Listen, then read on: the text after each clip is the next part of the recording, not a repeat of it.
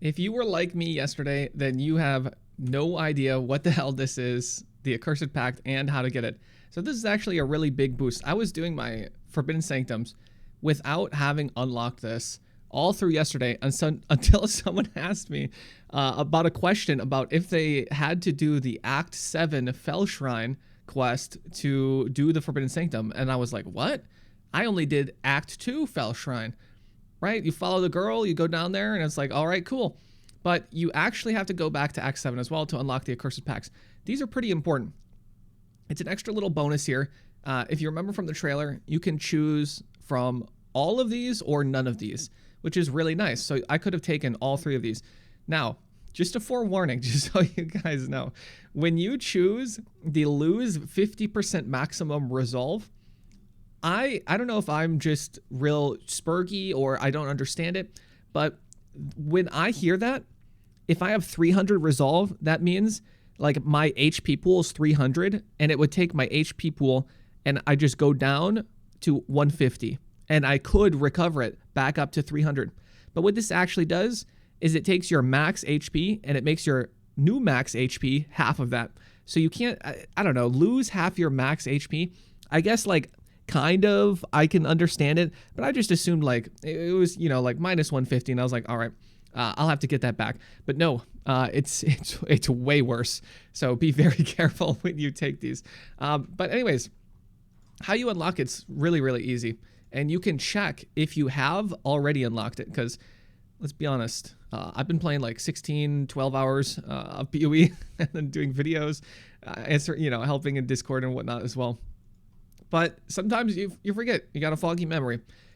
For Act 2, you could just check your quest log. Or actually, is it the epilogue quest log? Maybe it's the epilogue quest log. In Act 7, it's in there. If you check it, it's going to be... Oh, okay. It was there yesterday. I guess they swapped it to this one. So you just do... Yeah, they swapped it over here. So it's in the epilogue now. That's nicer, I guess. So you can check if you've done them already. So it's going to be In Search of the Sanctum. This is the Act 2 Fell Shrine one. So you can check, make sure you've already done that. I think this unlocks the Relic Locker or something like that. And then this is the one, the Hands. That is the Forbidden Sanctum. I forget what it's called, but it makes the pact. It's like a strange something. It's just this warbly red thing. And it's the exact same thing when you find it in the Forbidden Sanctum. It's just going to be this red warbly thing.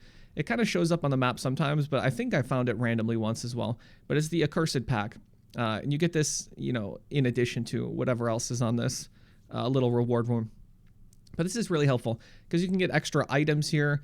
Or like boons, those little buffs and whatnot, like the engraved orb. It's an upside and a downside. Sometimes it can give you extra resolve, which is really nice, or inspiration, which is like that, it's like ES for your resolve or whatever.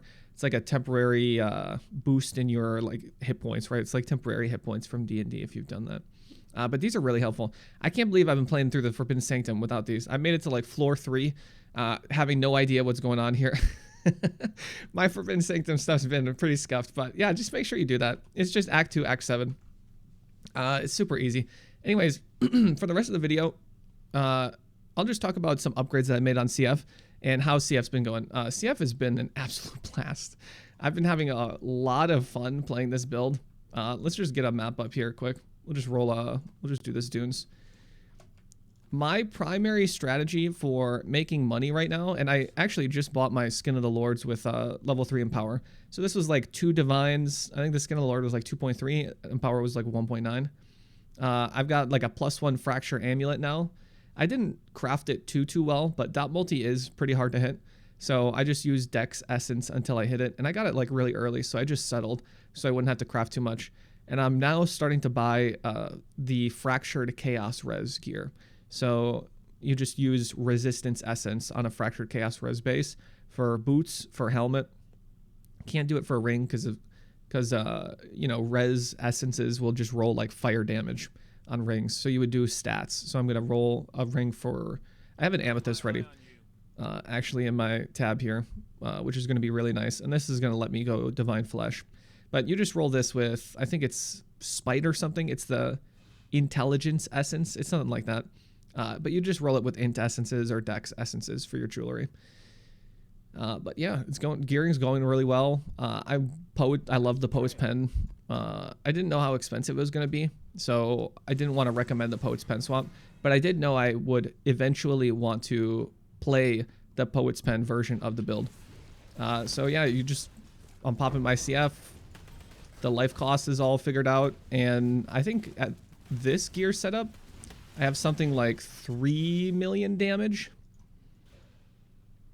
Oh, yo, I gotta start a new one. All right, whatever. Confirm, and we'll just finish the map because I don't want to have to start my whole Sanctum for the YouTube video. But yeah, it's going pretty well. You can see I've got some Expedition, so that's mainly what I've been speccing into. My whole Atlas is just Expedition and Legion, and only right at the end have I specced into some let me put my Endurance right here so I can actually proc that. Only in the end have I specced into Harbinger, but I'm hearing not so good things about Harbinger. I don't know, man. It seems like the Fractured Orb shards are incredibly rare from all accounts that I'm hearing. And so I guess that's just a nice little bonus thing. You know, I'm hearing people who have done like 20-something King Harbingers, and they haven't even gotten like one of the shards yet, which kind of sucks. So we'll just have to wait and see on that. It does seem like they're pretty expensive. Like last time I heard / checked, it was something like almost 2 divines for a Fracturing Orb. So I don't know. Some people think they're gonna go up a lot more. Personally, I don't think they're gonna go up too much more. But again, Fracturing is going to be way more valuable as the league goes on, because you can fracture things like essence mods. You can fracture stuff like the delve mods. I would expect it to not be as expensive or to get more expensive than the harvest fracture from last league, just because that already was pretty pricey. I think to fracture your own mods there, I think it was something like 15 divines to hit it, and this is like a 1 in 4. So it's already like getting pretty close to what the harvest price was going to be. I was kind of hoping those orbs would be a little more common, but we're getting enough fracture bases from Legion by spamming Legion, from like Expedition and stuff from spamming that as well. You know, just the random chests. Like I don't know. Some people get sprayed with Expedition. I just click this. If I see logbook, I click it. If I don't, then it's whatever, right? But yeah, I don't know. CF has been going really well. It's got a lot of very nice kind of upgrade paths. Getting your like leech belt was, you know, pretty good feeling, so I don't have to press my life flask. I bought this last night for 90C. You know, I had like 300 chaos. This always happens. I'm doing it less with this build, which is why it's been going so well. But I always will just like save my money, and then I won't want to spend it because I know stuff will get cheaper later. So I'm like, no, don't buy it. That could be right. Like with this belt, it was 90C. No, that could be like 20C tomorrow as soon as people start farming at Zeri. But yeah, I got to get out of that mindset, and I'm glad I am.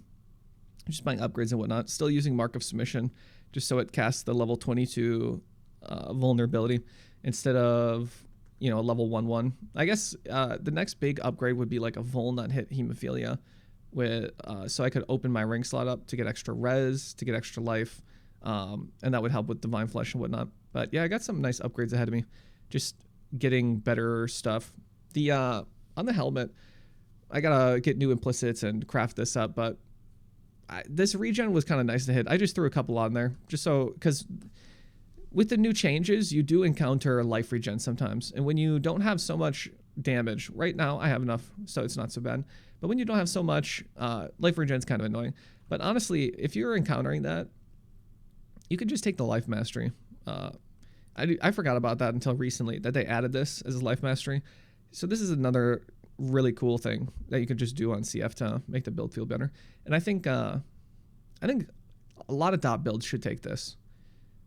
I've been hearing some, I've not been hearing some. There's one guy on my Twitch stream, twitch.tv/triple, who complained about life regen monsters and cycling res. He should probably just take this mastery.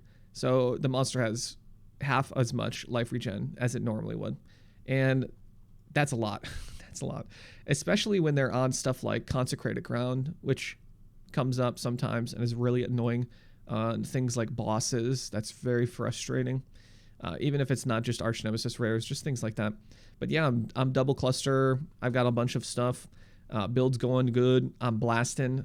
Let me know if you need any help with any of the builds, because a lot of the problems you guys are encountering are just like pretty easy fixes and whatnot. So just stop by and let me know what's up, and I can try to diagnose your problem.